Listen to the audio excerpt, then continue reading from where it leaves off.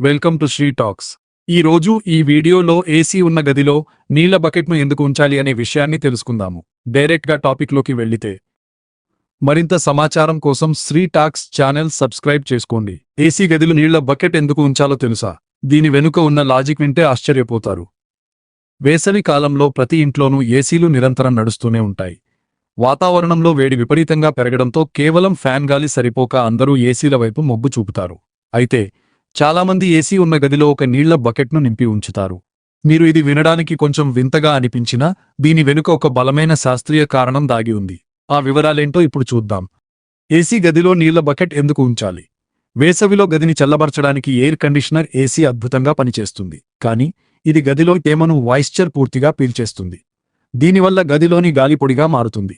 గాలిలో తేమ తగ్గడం వల్ల కేవలం చర్మం పాడవడమే కాకుండా శ్వాసకోశ ఇబ్బందులు వంటి ఆరోగ్య సమస్యలు కూడా తలెత్తే అవకాశం ఉంది. ఈ సమస్య నుండి బయటపడటానికి చాలామంది ఖరీదైన ఎలక్ట్రానిక్ హ్యూమిడిఫైయర్లను వాడకుండా ఈ నీళ్ల బకెట్ చిట్కాను పాటిస్తారు.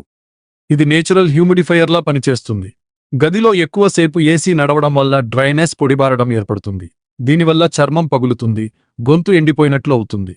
అటువంటి స్థితిలో మీరు గదిలో నీళ్ల బకెట్ ఉంచినప్పుడు ఆ నీరు నెమ్మదిగా ఆవిరై గాలిలో కలుస్తుంది. ఇది ఒక నేచురల్ హ్యూమిడిఫైయర్లా పనిచేస్తుంది. ఫలితంగా గాలిలో తేమ సమతుల్యంగా ఉండి చర్మం పొడిబారదు మరియు గొంతు నొప్పి వంటి సమస్యలు రావు. దీనివల్ల నిద్ర కూడా హాయిగా పడుతుంది. నీళ్ల బకెట్ ఉంచేటప్పుడు పాటించాల్సిన జాగ్రత్తలు. నీళ్ల బకెట్ ఉంచే సరైన ప్రదేశం. బకెట్ను ఏసీ గాలి బాగా ప్రసరించే చోట ఉంచాలి. బకెట్ను ఒక సురక్షితమైన మూలలో ఉంచండి, తద్వారా ఎవరూ దానిని తన్నకుండా లేదా తగలకుండా ఉంటారు. మూత పెట్టకండి. బకెట్ మీద మూత పెట్టకూడదు.